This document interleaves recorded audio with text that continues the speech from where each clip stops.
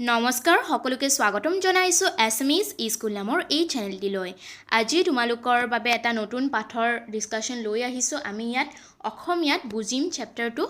আৰু লাইন বাই লাইন বুজিবলৈ চেষ্টা কৰিম যাতে তোমালোকৰ সুবিধা হয় গোটেই পাঠটো যদি তোমালোকে ভালকে বুজি পোৱা তেনেহলে এনসাৰ বিলাক নিজেও লিখিবলৈ চেষ্টা কৰিব পাৰিবা আৰু সহজ হৈ যাব তোমালোকৰ বাবে ঠিক আছে আৰু প্ৰশ্ন উত্তৰ বিলাকো মই ডিসকাস কৰিম এতিয়া প্ৰথমে আমি পাঠৰ ডিসকাশন বিলাক কৰিম পাঠ বিলাক বুজিবলৈ চেষ্টা কৰিম আৰু আগৰ যদি ভিডিও বিলাক তোমালোকে চোৱা নাই ডেসক্ৰিপচনত লিংক দিয়া আছে তাত গৈ তোমালোকে চাই ল'ব পাৰিবা মাই মাদাৰ ৰেট 66 তাৰ পিছত কিপিং কোৱাইট আৰু ইন্ডিগো এইবিলাক চেপ্টাৰ আমি অলৰেডি ডিসকাস কৰিলো আৰু যদিহে তোমালোকে লাষ্ট লেসন আৰু লস স্প্ৰিং এই দুটা চেপ্টাৰ চাব বিচাৰে তেনেহলে আগৰ ভিডিও চাব পাৰা আৰু মই নতুনকেও ভিডিও এটা বনাই দিম কিন্তু আগৰ ভিডিও বিলাকো ভালকৈ বনোৱা হৈছে হেতুটো তোমালোকে চাব পাৰা ডেসক্ৰিপচনত লিংক দিয়া আছে তাত গৈ চাই ল'বা ঠিক আছে সো আজি আমি পঢ়িম মেমোইrs অফ এ chota sahib তাৰ মানে মেমোইrs মানে মেমৰি টাইপৰ সো এটা chota sahibৰ মেমৰিৰ বিষয়ে আমি পঢ়িম কাহিনীটো কোনে লিখিছে জন ৰন্ট্ৰিয়ে জন ৰন্ট্ৰি এজন ব্ৰিটিছ সিনিয়ৰ কনজাৰভেটৰ আছিল ফৰেষ্ট আমাৰ অসমৰ ফৰেষ্টতেও কাম কৰিবলৈ আহিছিল যেতিয়া ব্ৰিটিছ সকল ইণ্ডিয়াত আছিল He left Shillong with his family a few days after independence আৰু আমাৰ ভাৰতে যেতিয়া স্বাধীনতা লাভ কৰিলে তাৰে কিছুদিন পিছতে তেওঁ শিলং এৰি পেলাই গুচি গৈছিল আগতে শিলং আমাৰ অসমৰে পাৰ্ট আছিল হয়নে গোটেই হাত ভনীখিনি একেলগে থাকিছিল সো তেওঁ শিলঙত থাকিছিল আৰু শিলং এৰি তেওঁ ইন্ডিপেন্ডেন্সৰ কিছুদিন পিছত গৈছিল and returned to England where he took up work as a journalist আৰু তাতে তেওঁ কি কাম কৰিব ধৰিলে জাৰ্নালিষ্ট হিচাপে সাংবাদিক হিচাপে কাম কৰিবলৈ ধৰিলে and media commentator সাংবাদিক যিয়ে মানে মিডিয়াত কমেন্টেটৰ হিচাপে কাম কৰে his a chota sahib memoirs of a forest officer from where the lesson is an excerpt is a light-hearted account of the times in Guwahati and its neighboring areas on the eve of independence as seen through the eyes of a British forest officer, making the account not only local specific but also relevant to the present time. Aru tekhete ei John Rondrie jetia গুৱাহাটীত আছিল সেই সময়ছোৱাত তেওঁ কি experience কৰিছিল সেই এক্সপেৰিয়েন্সৰ কথাখিনি তাত লিখি গৈছে আৰু সেই এক্সপেৰিয়েন্সৰ কথাখিনিৰ পৰা আমি মানে হিষ্টৰীৰ এটা একাউণ্টটো পাও যে আগতে কেনেকুৱা আমাৰ গুৱাহাটীৰ চাৰিওফালে কেনেকুৱা পৰিবেশ আছিল সেইবিলাকৰ কথাও আমি জানিব পাৰো তাৰ পিছত আৰু সেই কথাবিলাক এতিয়া প্ৰেজেন্ট টাইম বৰ্তমানৰ লগতো ৰিলেভেন্স আছে ঠিক আছে আৰু তেওঁৰ কিতাপখনৰ নাম য'ত লিখিছিল এই লেসনটো য'ৰ পৰা লোৱা হৈছে সেইখনৰ নাম হৈছে এ chota sahib memoirs of a forest officer এজন chota sahibৰ মেমৰি এজ এ মানে ফৰেষ্ট অফিচাৰ এজনৰ মেমৰিজ বুলি কিতাপখন We arrived at Guwahati after a long dusty journey across India আমি এটা লং ধুলিময় জাৰ্নি যাত্ৰা শেষ কৰি বা ইণ্ডিয়াৰ মাজেৰে ভাৰতৰ মাজেৰে এটা বহু দীঘলীয়া জাৰ্নি যাত্ৰা শেষ কৰি আমি সৰ্বশেষত গুৱাহাটীত উপস্থিত হলো and made our first home on the bank of the Brahmaputra as the cold weather was getting underway and the climate becoming bearable আৰু তাতে গুৱাহাটী পোৱাৰ পিছত আমি ব্ৰহ্মপুত্ৰৰ পাৰতে আমাৰ প্ৰথম ঘৰটো তাতে ললো বা তাতে থাকিবলৈ ললো আৰু তাৰ ওয়েদাৰটো কি হৈছিল ঠাণ্ডা আছিল cold ওয়েদাৰ was getting underway and the climate becoming bearable আৰু ক্লাইমেটটো জলবায়ুটো bearable হৈ আহিছিল মানে যাক আমি সহ্য কৰিব পাৰো তেনেকুৱা ধৰণৰ হৈ আহিছিল কাৰণ ব্ৰিটিছৰ মানুহবিলাকে হিয়তে ঠাণ্ডা দেশৰ মানুহ তো হিয়তে বেছি গৰমটো সহ্য কৰিব নোৱাৰে যেতিয়া আমাৰ ঠাণ্ডা দিন আহিব হৈছে উইন্টাৰ আহিব হৈছে যাৰ কালি আহিব হোৱা কাৰণে ইয়াৰ যেটো গৰম পৰিবেশ আছিল হেতু বিয়াৰেবল হৈ আহিছিল বা সহ্য কৰিব পৰা হৈ আহিছিল The public works department had given the walls of the bungalow a coat of a fresh lime wash তা আৰু এই পাব্লিক ওয়াৰ্ক ডিপাৰ্টমেন্টৰ মানুহে এই যেটো বাংলোত থাকিব জন ৰন্ট্ৰি হতে যোনটো বাংলোত থাকিব সেই বাংলোৰ ওয়াল বিলাকত কি কৰিছিল এটা চূণ লগাই পেলাই কালাৰ কৰি দিছিল ফ্ৰেশ লাইম ওয়াশ দি মানে চূণৰ কি কৰি দিছিল কালাৰ কৰি দিছিল and had painted the woodwork liberally with earth oil আৰু যিবিলাক কাঠৰ কাম আছে সেই কাঠৰ বস্তুবিলাকত তেলেৰে ৰং কৰি দিছিল যেটো কলা টাইপৰ তেল থাকে আৰ্থ অইলটোৰে কি কৰি দিছিল কালাৰ কৰি দিছিল in front was a raised portico which served as a carport আৰু এই ঘৰটোৰ সন্মুখতে অকমান ওখ ঠাই আছিল আৰু সেই ওখ ঠাইখিনিয়ে গাড়ী ৰখা বা গ্যাৰেজ হিচাপে মানে কামত আহিছিল and on top a veranda from which we had a splendid view of the river and its shipping and beyond the Himalayas আৰু তাৰে ওপৰৰ ফালে কি আছিল এখন বাৰান্দা আছিল আৰু সেই বাৰান্দাখনৰ পৰা ব্ৰহ্মপুত্ৰখন ধুনীয়াকৈ দেখা গৈছিল আৰু in the foreground was Peacock Island আৰু তাৰ মাজমজিয়াতে আছিল Peacock Island মানে হৈছে Umananda the dome of a Hindu temple just visible through the trees with the dome of a Hindu temple মানে টেম্পল বিলাকৰ ওপৰৰ যেটো থাকে ওপৰৰ ভাগ হেকিনিক ডোম বুলি কয় সো সেই ডোমটোৰ হৈতে কি হৈছে দেখা গৈছে হিন্দু টেম্পলছ বিলাকক just visible through the trees গছ গছনি বিলাকৰ মাজেৰে I never discovered peacocks but only monkeys on this island আৰু আইল্যান্ডৰ নাম কি আছিল Peacock Island সো তাতে বহুত ময়ূৰ চৰাই পাব লাগিছিল কিন্তু লিখকে কৈছে যে তেখেতে কেতিয়াও সেই আইল্যান্ডত এটাও ময়ূৰ চৰাই দেখা নাপালে কিন্তু বহুত মাংকিহে দেখা পাইছিল বা বান্দৰহে দেখা পাইছিল as the cold weather advanced the Brahmaputra shrank and the distance between Peacock Island and the mainland grew less আৰু যেতিয়া ঠাণ্ডাৰ দিন আহি আছিল ঠাণ্ডাৰ দিন তো ঠাণ্ডাৰ দিনত কি হয় ব্ৰহ্মপুত্ৰখনৰ পানীটো কমি যায় সো ব্ৰহ্মপুত্ৰৰ পানী কমিলে কি হয় মেইনল্যান্ড আৰু উমানন্দৰ মাজৰ যেটো ডিসটেন্স আছে এই ডিসটেন্সটো কমি আহে কাৰণ পানীটো কমি যায় by the end of the hot weather only a narrow dividing channel remain আৰু গ্ৰীষ্মকাল শেষ হোৱাৰ সময়ত মাত্ৰ narrow dividing channelৰে সৰু এটা চেনেলেৰে কি হৈ যায় এই ঠাই দুখন ডিভাইডেড হৈ থাকে মাজত এটা সৰু নদীৰ এটা ভাগ থাকে বাকি মানে ডিসটেন্সটো একেবাৰে কমি আহে বুলি কৈছে there was a belief that if this channel ever dried up completely it would mean the end of the British Raj আৰু মানুহখিনিয়ে কি বিশ্বাস কৰিছিল যে এই যেটো সৰুকে চেনেল ৰৈ যায় এই চেনেলটো যদি একেবাৰে শুকাই গলে কি হ'ব ব্ৰিটিছ ৰাজৰ সমাপ্তি হ'ব বা ব্ৰিটিছে ভাৰত এৰি গুচি যাব In some years it very nearly did আৰু আগন্তুক কিছু বছৰ পিছত মানে তেনেকুৱা হসাকয়ে হৈছিল but whether one could walk dry shod to the island in 1947 independence year I don't know because I no longer lived in Guwahati at the time কিন্তু ইন্ডিপেন্ডেন্সৰ সময়ত 1947ত মানুহ এই যে চেনেলটো শুকাই গৈছে সেই চেনেলটো শুকোৱাৰ ফলত মানুহ এজনে তাত খোজকাঢ়ি পেলাই উমানন্দ মানে পাইছিল নে নাই বা খোজকাঢ়ি যাব পাৰিছিল নেকি উমানন্দলৈ সেইটো কথা কিন্তু লিখকে নাজানিছিল I don't know because I no longer lived in Guwahati at the time আৰু কাৰণ সেই ইন্ডিপেন্ডেন্সৰ সময়ত কিন্তু মই গুৱাহাটীত নাছিলো সেইকাৰণে মই এইটো কথা ভালকে নাজানো বুলি কৈছে কাৰণ যেতিয়া অসমলৈ আহিছিল জন ৰন্ট্ৰিয়ে তেতিয়া বেলেগ ঠাইলৈ তেওঁ ভ্ৰমণ কৰি থাকিছিল আৰু ইন্ডিপেন্ডেন্সৰ টাইমত তেওঁ শিলঙত আছিল সো তেওঁ গম নাপাইছিল যে কি হৈছিল মানে এই চেনেলটো শুকাই গৈছিল নে নাই বা শুকাইছিল যদি মানুহে খুজকাৰি পেলাই উমানন্দলৈ যাব পাৰিছিল নেকি সেই কথা ভালকৈ নাজানিছিল although Guwahati was the port of entry আৰু এই গুৱাহাটীখন কি আছিল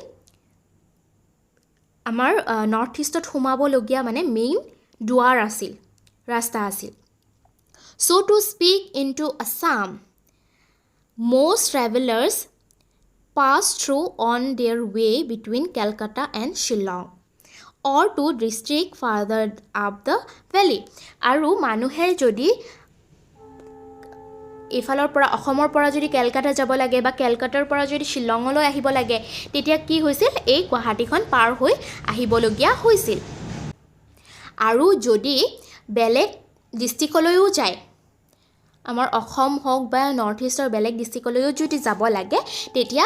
গুৱাহাটীখন পাৰ হৈ আহিবলগীয়া হৈছিল occasionally however they stayed overnight and sometimes we had unusual visitors আৰু কেতিয়াবা কি হৈছিল মানুহে যেতিয়া গুৱাহাটী পাৰ হৈ যাব লাগে তেতিয়া গুৱাহাটীতে ৰাতিটো থাকি দিছিল they stayed overnight and sometimes we had unusual visitors আৰু তেনেকৈয়ে আমাৰ ঘৰত মানে বিভিন্ন ধৰণৰ unusual visitors আহিছিল মানে যেটো নৰ্মেল নহয় আৰু বেলেগ বেলেগ ধৰণৰো ভিজিটাৰ্স আহিছিল তাৰে মাজৰে এটা আনইউজুৱেল ভিজিটৰৰ কাহিনী তেওঁ লিখিছে one of which was a tiger that had presumably been washed up by a flood আৰু তেনেকৈ এটা আনইউজুৱেল গেষ্ট আছিল এটা বাঘ আৰু সেই বাঘটোৱে হয়তো ফ্লাডত বানপানীত উঠি পেলাই এই ঠাইত আহি পাইছে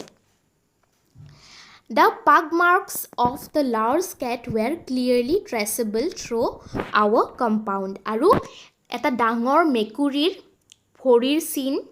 গোটেই কম্পাউণ্ডতে দেখিবলৈ পোৱা গৈছিল এই ডাঙৰ কেটটোক কি বুলি কৈছে মানে সেই ডাঙৰ কেট মানে কি বাঘকে ডাঙৰ কেটৰ লগত তুলনা কৰিছে কাৰণ পাগ মাৰ্কছ বিলাক একে হয় কেটছৰ লগত কিন্তু ডাঙৰ ডাঙৰ সাইজৰ হয় আৰু সেই পাগ মাৰ্কছ মানে ভৰিৰ মাৰ্কছটো গোটেই কম্পাউণ্ডতে দেখিবলৈ পোৱা গৈছিল আৰু তেওঁ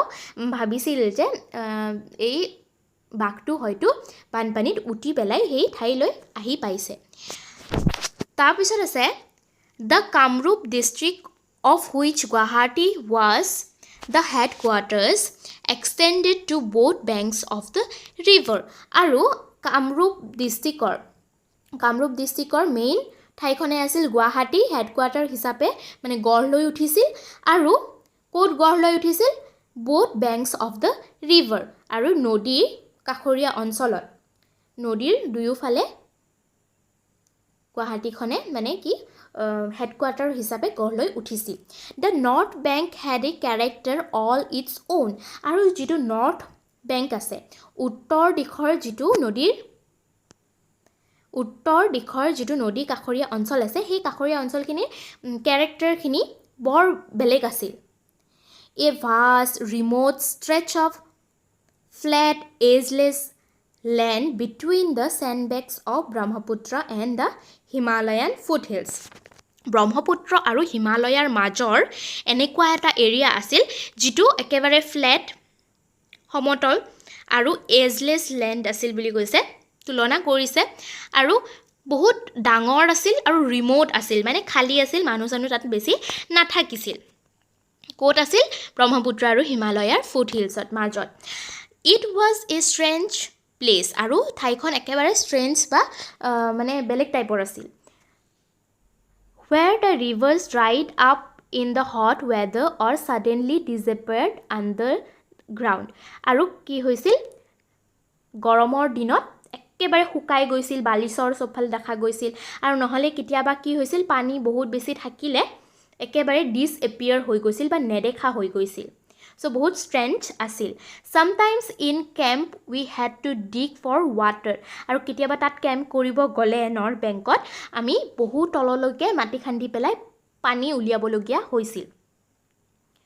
which was so dirty that it had to be cleaned by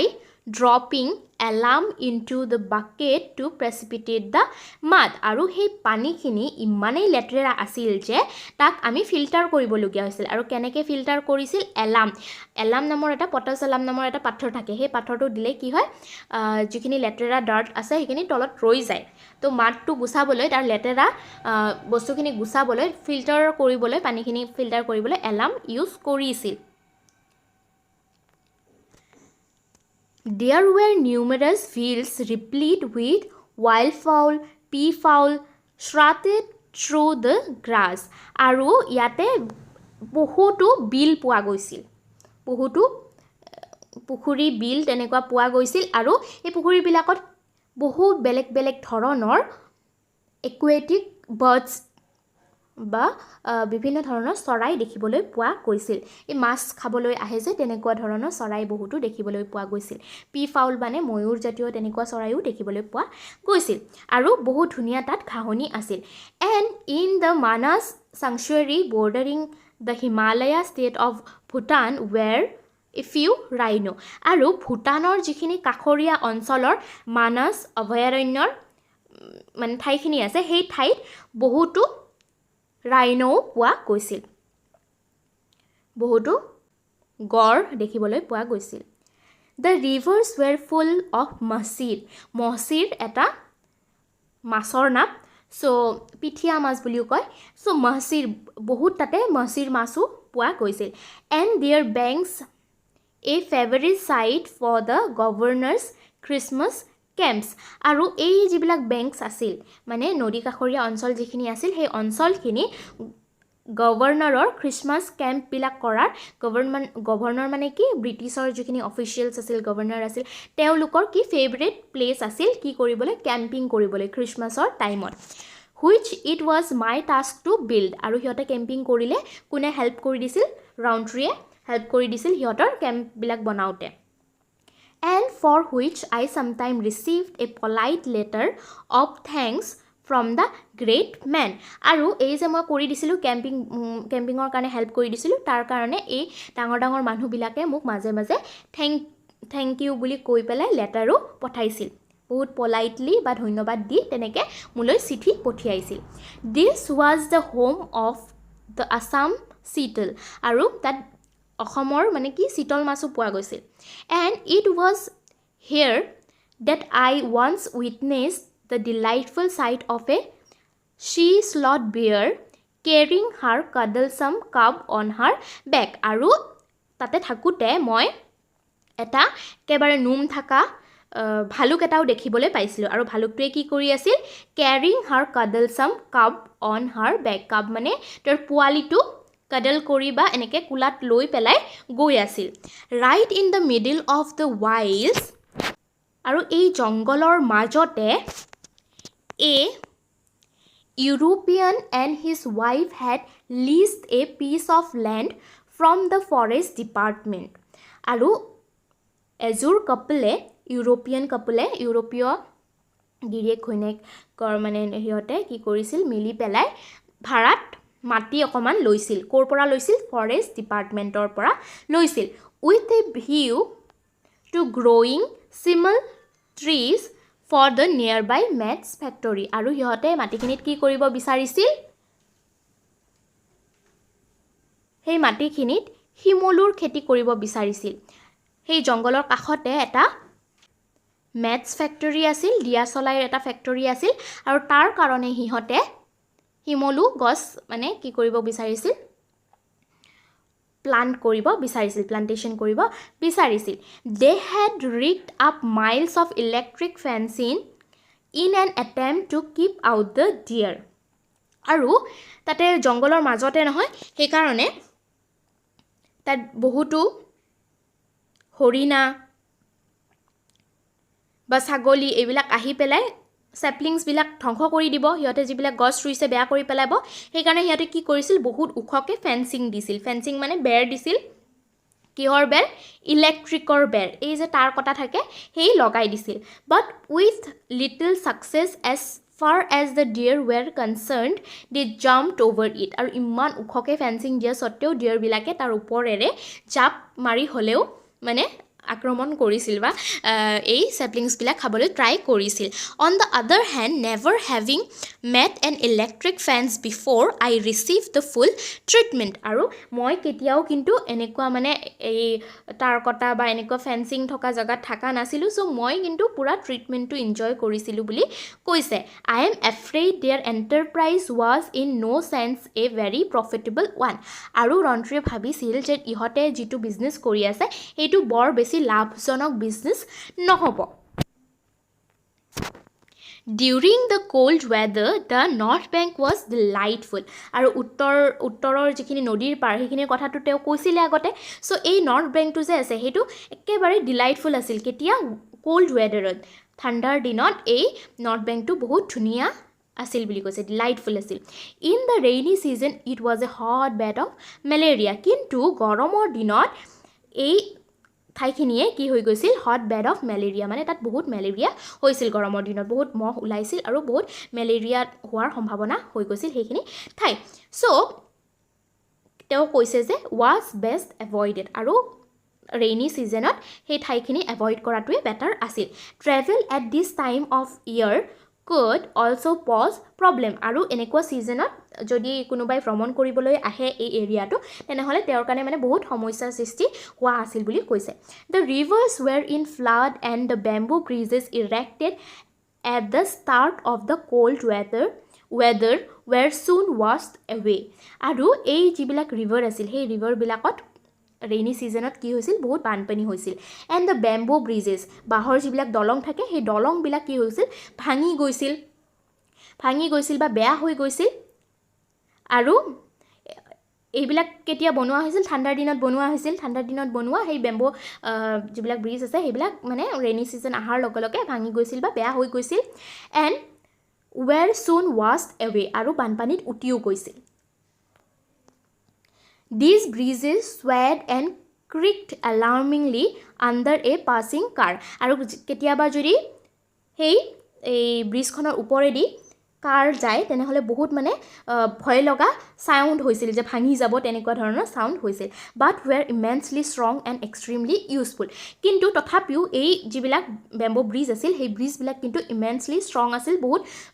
মজবুতকৈ বনোৱা হৈছিল আৰু এক্সট্ৰিমলি ইউজফুল আছিল কাৰণ এটা ঠাই মানে নদীখন পাৰ কৰিবলগীয়া হ'লে মানে বহুত ইউজফুলো আছিল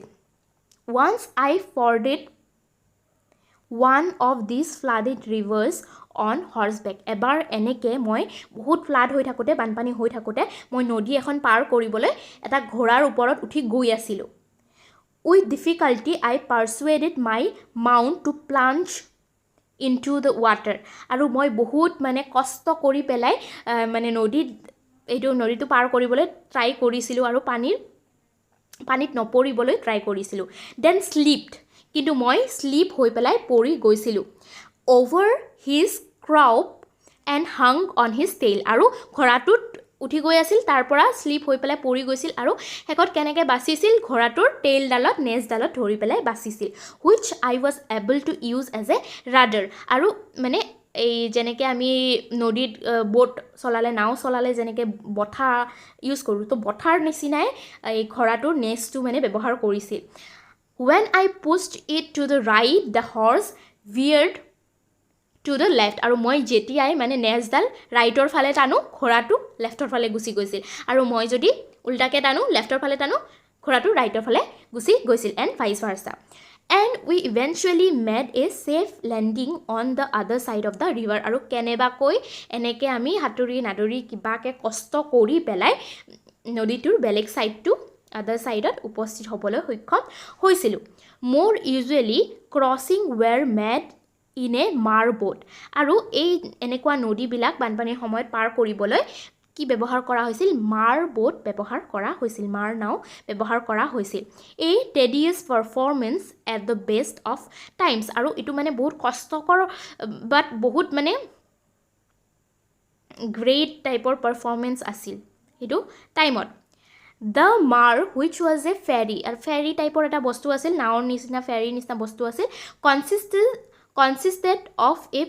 plank platform covering two open boats দুখন open নাও থাকে খোলা টাইপৰ নাও থাকে আৰু সেই নাওৰ ওপৰত এখন প্লেংক বা কাঠৰ এনেকুৱা টকটা টাইপৰ বস্তু পাৰি দি পেলাই সেই দুখন নাৱে চলাই নিয়ে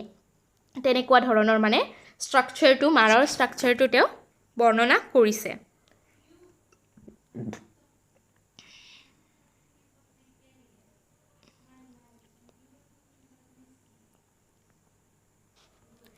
These were either paddled across the river or connected by a running cable to another stretch across the river where propelled from one side to the other by force of the current আৰু এই মাৰ বোটবিলাকত কি হৈছিল এই বঠা মাৰি পেলাও চলাই নিয়া হৈছিল আৰু বেছিভাগ কি কৰা হৈছিল যিটো আমাৰ পানীৰ যিটো কাৰেণ্ট থাকে ৰিভাৰৰ পানীৰ যিটো সোঁত থাকে সেই সোঁতটোৰ ওপৰত ডিপেণ্ড কৰি পেলাই এই নাওকেইখন চলোৱা হৈছিল সোঁতটো যিমানে আহিব তাৰ এগেইনষ্টত মানে মাৰ নাওখন চলিব তেনেকুৱা ধৰণৰ মানে ব্যৱস্থা কৰা হৈছিল এইটো বহুত মানে টাইম টেকিং প্ৰচেছ এটা আছিল টিডিয়াছ প্ৰচেছ এটা আছিল This ingenious device worked very well আৰু এই যিটো সাধাৰণ বস্তু আছিল সাধাৰণ ধৰণৰে ডিজাইন আছিল এই ডিজাইনটো বা ডিভাইচটো বহুত ভালকেই চলিছিল but constant adjustments had to be made to allow for the rise and fall of the river আৰু নদীৰ সোঁতটোৰ লগতে চলিছিল সেইকাৰণে বহুত মানে এইখন চলাওঁতে বহুত এডজাষ্টমেণ্ট কৰিবলগীয়া আছিল বহুত মানে গুৰুত্ব দি পেলাই এইখন চলাব বা হেণ্ডেল কৰি পেলাই নিবলগীয়া আছিল এই whole series of ghats or landing places had to be constructed at different levels on the river bank আৰু নদী কাষৰীয়া অঞ্চলবিলাকত বহুতো মানে কি পাতিবলগীয়া হৈছিল কনষ্ট্ৰাক্ট কৰিবলগীয়া আছিল লেণ্ডিং প্লেচ য'ত এই মাৰবোটখন ৰখাব পাৰি আকৌ এডজাষ্ট কৰিব পাৰি আকৌ বেলেগ এটা ঘাটত ৰখিব কাৰণ বহুত বেছি দূৰলৈকে যাব নোৱাৰে চ' নদী কাষৰীয়া অঞ্চলবিলাকত বহুতটা মানে এনেকুৱা এই নাওবিলাক ৰখাবলৈ লেণ্ডিং প্লেচ বা ঘাট বনাবলগীয়া হৈছিল ফৰ্চুনেটলি ট্ৰেফিক ৱাজ লাইট কিন্তু ভাগ্যক্ৰমে সেই সময়ত মানে বেছি ট্ৰেফিক নাথাকিছিল এণ্ড অলদো ক্ৰছিং টুক টাইম দেয়াৰ ৱেৰ ফিউ ডিলেইজ আৰু যদিও বা বহুত মানে টাইম লাগিছিল এইটো ক্ৰছ কৰিবলৈ তথাপিও মানে মানুহে কৰিছিল আৰু বেলেগ মানে যিহেতু সুবিধা নাছিল এইটোৱে মানে বেটাৰ সুবিধা আছিল বুলি ক'ব পাৰি the other difficulty about travel anywhere in Assam during the rains was the fact that the dirt track soon became unusable by normal cars and the jeep had yet to be invented আৰু সেই সময়ত সবচে ডাঙৰ প্ৰব্লেমটো আছিল অসমৰ কিবা বেলেগ ঠাইত যাবলৈ হ'লে সবচে ডাঙৰ প্ৰব্লেমটো কি আছিল যে বৰষুণ দিয়াৰ লগে লগে যিবিলাক ৰাস্তা আছিল সেই ৰাস্তাবিলাকত ডাৰ্ট জমা হৈ পেলাই বা বোকা জমা হৈ পেলাই একদম বেয়া হৈ গৈছিল ৰাস্তাটো আনইউজেবল এবাৰ যদি এখন কাৰ গৈছে তাৰপিছত নেক্সট মানে সেইটো ইউজ কৰিব নোৱাৰে আৰু তেনেকুৱা হৈ গৈছিল আৰু কাৰবিলাকৰ কাৰণে তেনেকুৱা ৰাস্তাত চলাই পেলাই লৈ যোৱাটো মানে সম্ভৱপৰ নাছিল কাৰবিলাক ফাঁচি যাব বোকাত সেইকাৰণে পচিবল নাছিল and jeep had yet to be invented আৰু সেইটো সময়ত মানে জীপ ইনভেণ্টেই হোৱা নাছিল বুলি কৈছে জীপৰ নিচিনা ডাঙৰ গাড়ীবিলাক ইনভেণ্ট হোৱা নাছিল বা অসমলৈ অহাই নাছিল তেতিয়া ঠিক আছে বাকী ইয়াৰ পিছৰখিনি আমি ডিছকাছ কৰিম ছেকেণ্ড পাৰ্টটোত সেইকাৰণে তোমালোকে ছেকেণ্ড পাৰ্টটো চাবলৈ নাপাহৰিবা বহুতে প্ৰথম পাৰ্টটো চাই কিন্তু ছেকেণ্ড পাৰ্টটো নাচায় চ' ছেকেণ্ড পাৰ্টটো চাবা ইয়াৰ পিছৰখিনি চাবলৈ ঠিক আছে লগ পাম নেক্সট ভিডিঅ'ত আজিলৈ এইখিনিতে সামৰিছোঁ বাই বাই